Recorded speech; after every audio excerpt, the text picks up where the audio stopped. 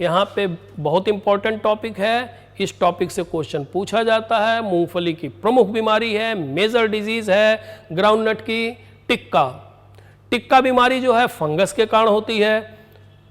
टिक्का बीमारी जो है ये कवक द्वारा होती है और टिक्का दो प्रकार का होता है, अर्ली टिक्का, लेट टिक्का, या इसी को ब्लाइट भी कहते हैं।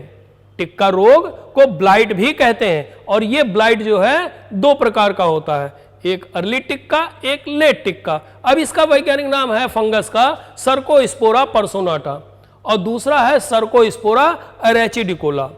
तो सर्कोस्पोरा अरेचिडिकोला ये शुरू की अवस्था में लगता है और सर्कोस्पोरा पर्सोनाटा जो है ये बाद में लगता है। नाम से ही क्लियर है। हिंदी अगर आप जानते हैं, आ से अर्ली अगेती, सो अरेचिडिकोला, पी से पछेती, पछेती मीन्स पर्सोनाटा या देर से, ठीक। तो याद आसानी से हो जाएगा, इसमें कंफ्यूजन होता है कौन सा अर्ली है कौन सा लेट है। तो सर्कोस्पोरा अरेचिडिकोला, आ गया ना, तो आ से अरेचिडिकोला मीन्स अगेती, जल्दी जो लगता है, तो ये हो गया अरेचिडिकोला। जो बाद में लगता है मतलब परसों लगेगा, आज नहीं लगेगा, कल नहीं लगेगा, मीन्स ये परसों लगेगा, तो ये परसों लगेगा तो परसों नाटा हो गया, ठीक है। याद करने का तरीका हो गया इसको।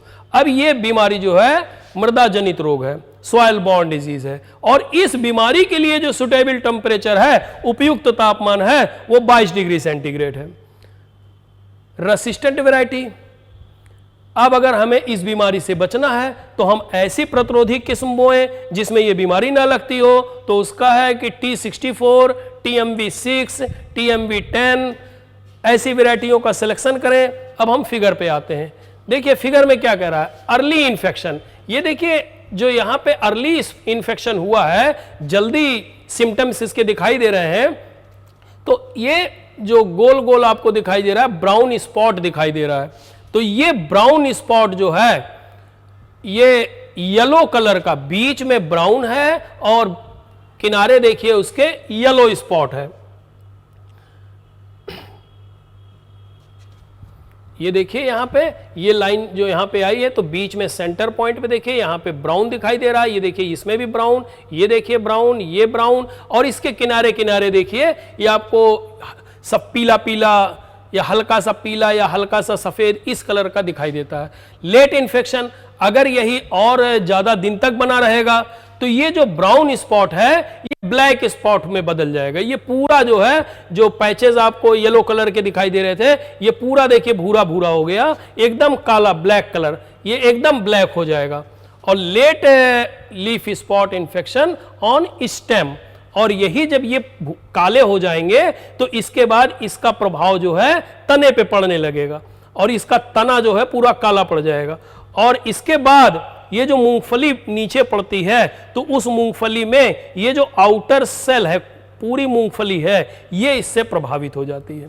तो लेकिन क्वेश्चन जो पूछा जाएगा, टिक्का रोग किसके द्वारा होता है, तो आप कहेंगे टिक्का रोग फंगस के द्वारा होता है, एक कवक जनित रोग है और उस कवक का नाम पूछेगा तो आप कहेंगे सर्कोस्पोरा अरेचिडिकोला या सर्कोस्पोरा पर्सोनाटा, कोई भी इसमें से ऑप्शन आ सकता है।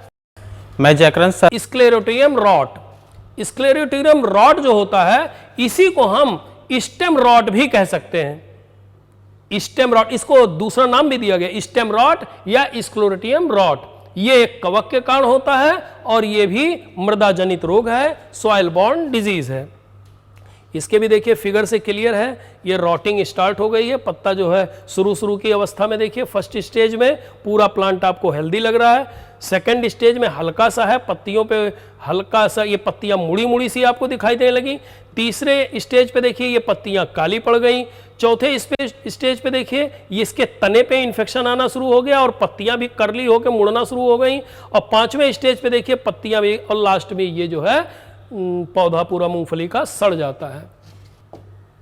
अब नेक्स्ट बीमारी है रोसेट, या इसी को कहा जाता है क्लम्प डिजीज, और ये बीमारी एक वायरस द्वारा होती है, विषाणु द्वारा होती है, और इस बीमारी को फैलाने के लिए जो कारक होता है वो कारक होता है एफिड, माहू। एक छोटा सा इंसेक्ट होता है माहू, उस माहू के द्वारा ये बीमारी फैलती है। और उस माहू का जो वैज्ञानिक नाम है वो है एफिस क्रैक्सीवोरा। ये इस माहू का वैज्ञानिक नाम है जिसके द्वारा ये फैलता है। अब ये डीप क्वेश्चन हो गया, स्टैंडर्ड हो गया कि हो सकता है लोअर स्टैंडर्ड पे ना पूछा जाए। तो अब इसमें क्वेश्चन ये आ सकता है कि जो रोसेट डिजीज है या क्लम्प डिजीज है ये किसके द्वारा होती है। तो रोसेट डिजीज जो होती है ये वायरस द्वारा होती है और उस वायरस का नाम क्या है, एफिस क्रैक्सीवोरा। अगर और भी डीप कहीं पूछ लेगा तो इसको बोलते हैं, वायरस का नाम भी है जीआरवी। जी से हो गया ग्राउंडनट, आर से हो गया रोसेट और वी से हो गया वायरस। तो ये भी पूछा जा सकता है, ग्राउंडनट, रोसेट, वायरस पूछा जा सकता है। मूंगफली में कौन सा वायरस लगता है जो रोसेट डिजीज को ट्रांसमिट करता है, रोसेट डिजीज को फैलाता है। अब इसके आगे कोई क्वेश्चन नहीं बनता है। क्वेश्चन आएगा रोसेट डिजीज किससे संबंधित है, तो आप कहेंगे रोसेट डिजीज ग्राउंडनट से संबंधित है। क्वेश्चन पूछेगा रोसेट डिजीज का दूसरा नाम क्या है, तो रोसेट डिजीज का दूसरा नाम क्लम्प डिजीज है। रोसेट डिजीज किसके द्वारा होती है, रोसेट डिजीज वायरस के द्वारा होती है। रोसेट डिजीज को या क्लम्प डिजीज को कौन फैलाता है, तो रोसेट डिजीज या क्लम्प डिजीज को माहू फैलाता है, एफिड फैलाता है। उस एफिड का साइंटिफिक नेम क्या है, उस एफिड का साइंटिफिक नेम एफिस क्रैक्सीवोरा है। वो कौन सा वायरस है, वो कौन सा वायरस है जो माहू फैलाता है, तो ग्राउंडनट रोसेट वायरस, या इसको शॉर्ट में GRV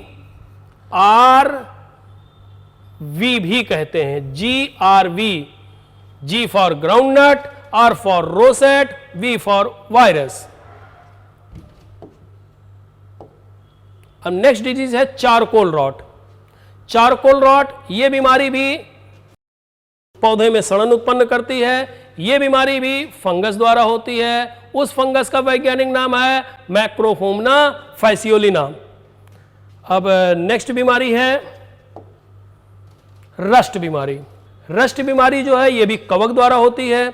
गिरवी जो है एक कवक द्वारा होती है, फंगल डिजीज है। और उस फंगस का वैज्ञानिक नाम है पक्सेनिया एरेचिडिस। पक्सेनिया एरेचिडिस जो है ये एक फंगस है, इसके द्वारा पत्तियों पे इन्फेक्शन होगा। देखिए छोटे छोटे ब्राउनिश स्पॉट आपको पत्तियों पे दिख रहे हैं, तो ये बीमारी कहलाएगी गिरवी रोग। अब नेक्स्ट बात मैं करता हूं इंसेक्ट की, कि मूंगफली में कौन कौन से इंसेक्ट लगते हैं। तो फर्स्ट इंसेक्ट जो है वो है ग्राउंडनट एफिस। अभी मैंने उसका वैज्ञानिक नाम देखिए लिखा था एफिस क्रैक्सीवोरा, ये लिखा हुआ है एफिस क्रैक्सीवोरा। ये ऑर्डर हेमीपटेरा का है और फैमिली एफिडिडी को बिलोंग करता है। एफिडिडी फैमिली होती है और इसका कुल होता है एफिडिडी, और जो ऑर्डर है वो है हेमीपटेरा और इसका वैज्ञानिक नाम है एफिस क्रैक्सीवोरा। दूसरा इंसेक्ट है groundnut leaf miner. Groundnut means मूंगफली और लीफ मीन्स पत्ती, और माइनर माइन से बना है सुरंग बनाने वाला, तो मूंगफली में सुरंग बनाने वाला कीट। तो ये उसकी पत्तियों में आ जाता है और पत्तियों में बहुत छोटा सा इंसेक्ट होता है, पत्तियों में सुरंग बना लेता है। और देखिए इंसेक्ट आपको दिखाई दे रहा है और पत्तियों में ये देखिए सुरंग बना के ये अंदर रहता है, पत्तियों को खा जाता है, जिससे पत्तियों का क्लोरोफिल हरित लवक नष्ट हो जाते हैं, जिससे पत्तियां भोजन नहीं बना पाती हैं और फसल हमारी कमजोर हो जाती है। और इस ग्राउंडनट लीफ माइनर का वैज्ञानिक नाम होता है एप्रोएरिमा मेडिसेल्ला। अब हम नेक्स्ट इंसेक्ट की बात करते हैं टर्माइट। टर्माइट मीन्स दीमक। दीमक का वैज्ञानिक नाम होगा ओडेंटोटर्मस स्पीसीज।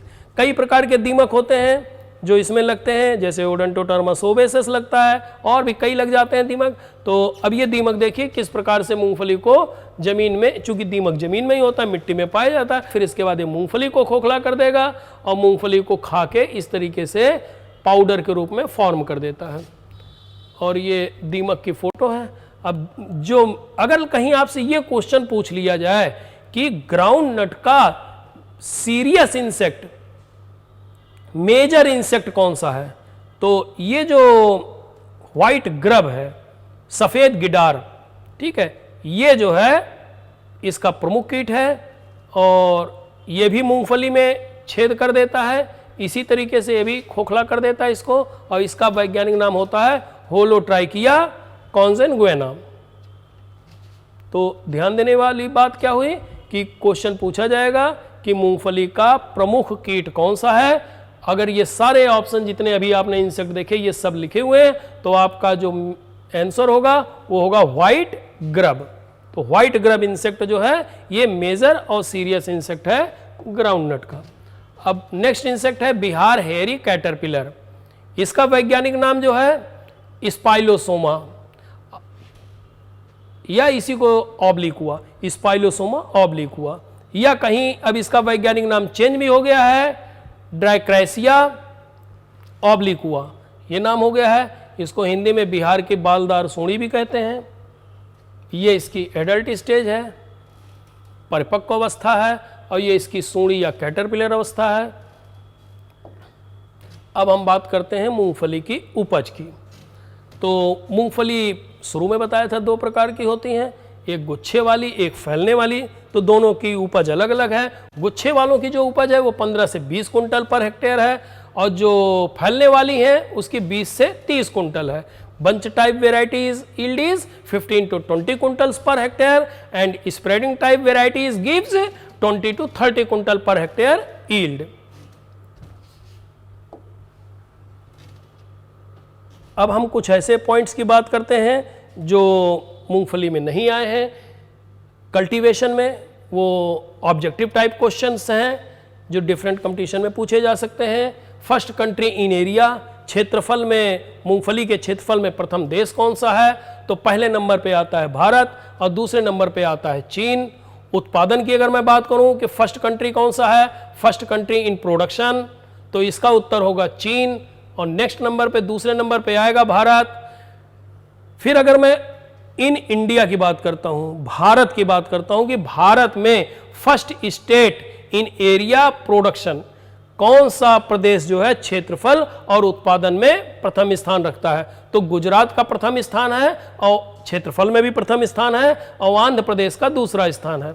अब अगर हम बात करते हैं फर्स्ट स्टेट इन प्रोडक्टिविटी, उत्पादकता अर्थात प्रति हेक्टेयर उत्पादन किस प्रदेश में फसल का ज्यादा होता है, तो वो राज्य है तमिलनाडु, जहां पे उत्पादन 21.56 कुंटल पर हेक्टेयर पैदा होता है। अब हम बात करते हैं bunch type varieties are not dormant while spreading type is dormant, मतलब गुच्छे वाली प्रजातियों में सुसुप्तावस्था नहीं पाई जाती, डोरमेंसी नहीं पाई जाती है, और जो फैलने वाली किस्में हैं उनमें डोरमेंसी पाई जाती है। और कितनी पाई जाती है? 2 से 2.5 महीने, अर्थात 2 से 2.5 मंथ की डोरमेंसी पाई जाती है। डोरमेंसी ब्रोकन बाई, डोरमेंसी को हम तोड़ते कैसे हैं, सुसुप्तावस्था को हम ब्रेक कैसे करते हैं? तो seed soaking in 5 to 10 ppm solution of NaA और IaA। NaA अथवा IaA के 510 ppm के घोल में इसके बीज को डाल देते हैं, जिसके द्वारा इसकी सुसुप्तावस्था टूट जाती है। नेक्स्ट क्वेश्चन है प्रॉपिंग इन ग्राउंडनट। प्रॉपिंग क्या होती है?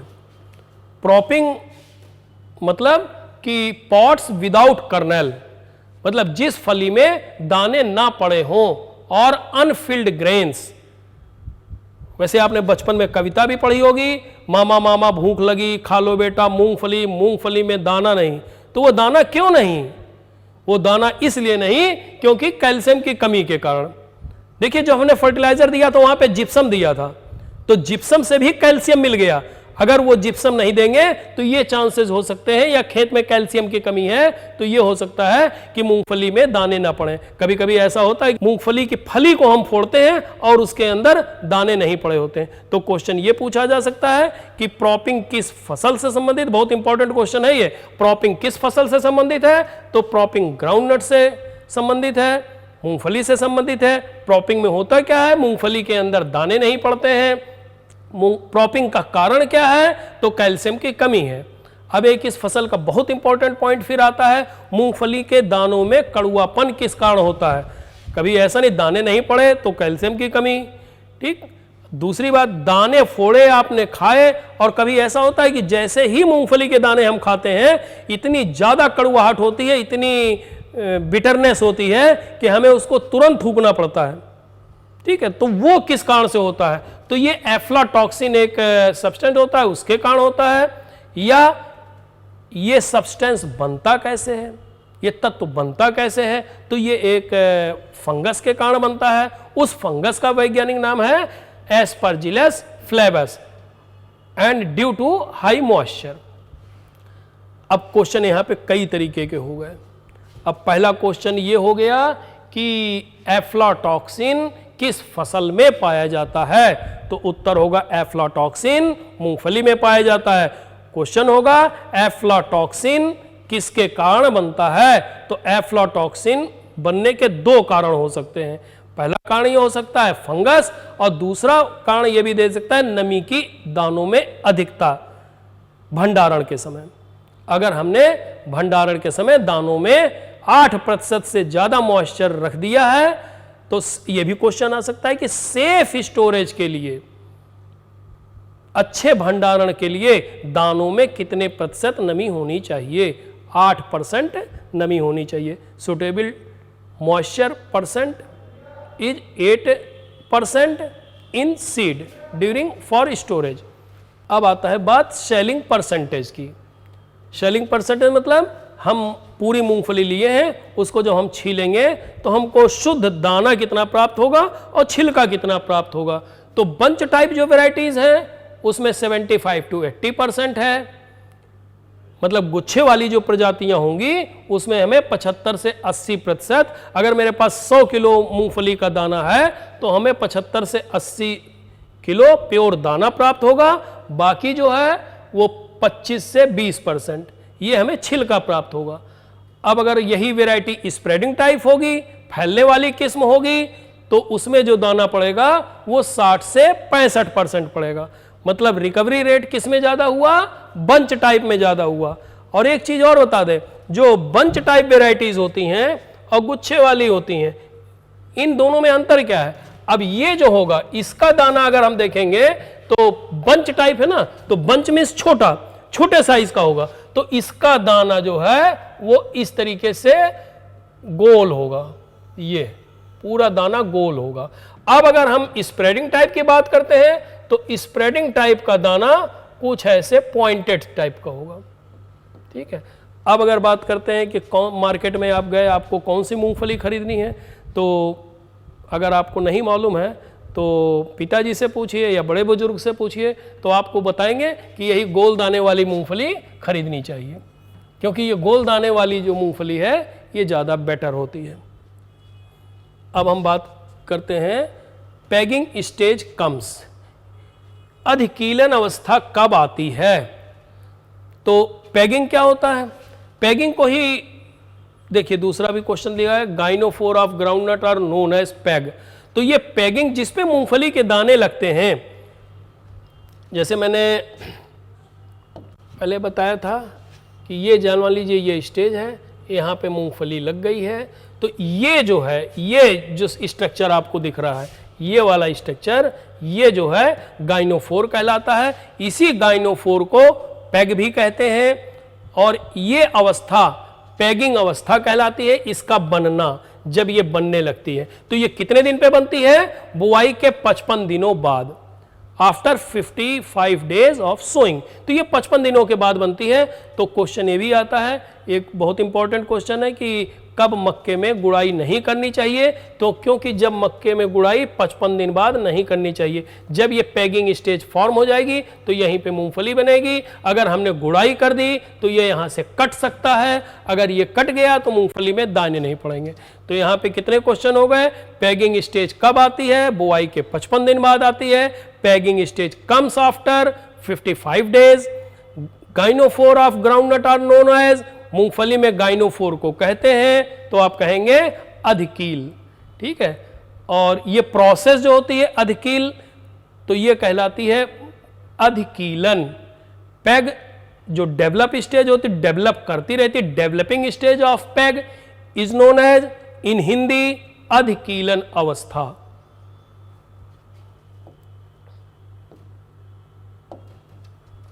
Yellowing of groundnut leaves due to, मूंगफली में पत्तियों में पीलेपन का कारण क्या होता है? मूंगफली की ज़्यादातर पत्तियां जो होती हैं वो अगर पीली पड़ती हैं तो कंफ्यूज ना हो जाइएगा, क्योंकि नाइट्रोजन की कमी से भी पत्तियां पीली होती हैं, इसीलिए क्वेश्चन बर्निंग हो जाता है, ज़्यादा इंपॉर्टेंट क्वेश्चन हो जाता है कि मूंगफली की पत्तियां क्यों पीली होती हैं। कंफ्यूजन नहीं होगा कि नाइट्रोजन की कमी से होती है। मूंगफली की पत्तियों में पीलेपन का कारण आयरन होता है, लोहे की कमी होती है।